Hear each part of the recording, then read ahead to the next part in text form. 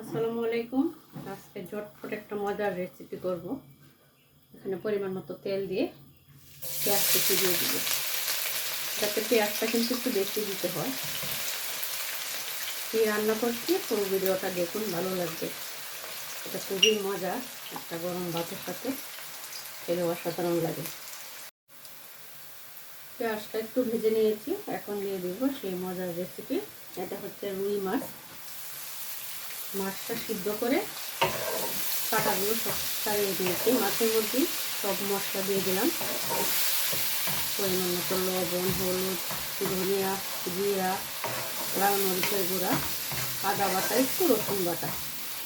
এটা মাছের গুঁড়া, খুবই মজা কিন্তু এটা।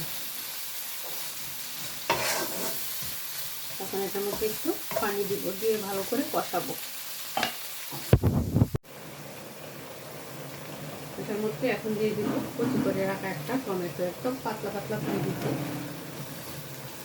টমেটোটা দিলে সুন্দর অন্যরকম একটা মজা হবে। গুঁড়া করলে হয় কি, বাচ্চারা তো নর্মালি এমনি মাছ খেতে চায় না, কিন্তু এটা যেহেতু কাটা নাই, ওরা এই খাবারটা খায়।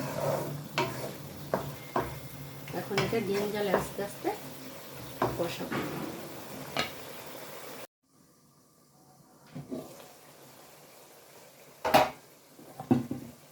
আস্তে আস্তে তেল ছেড়ে দিচ্ছে, আর এটাতে খুব বেশি পানি দিতে হবে না, যেহেতু এটা আগে থেকে সিদ্ধ করা, সময়ও বেশি লাগে না। একদম ঝটপট একটা রেসিপি। আর টমেটোটা কিন্তু এভাবে আস্তে আস্তে একদম গলে যাবে। এখন দিয়ে দিব একটু পাঁচফোড়ন, তাহলে সুন্দর একটা গ্রান আসবে। আস্তটাও দিতে পারেন, আমি গুঁড়াটাই দিচ্ছি।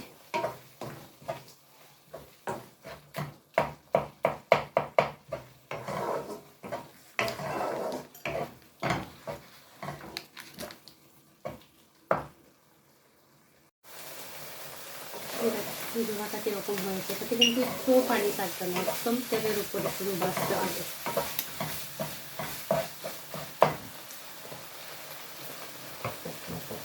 এখন দিয়ে দিব কাঁচামরিচ।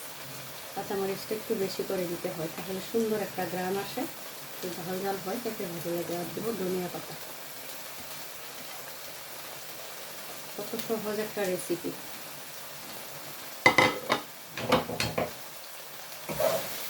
নেড়ে চেড়ে 5 মিনিটের মতো তারপরে নামিয়ে ফেলবো।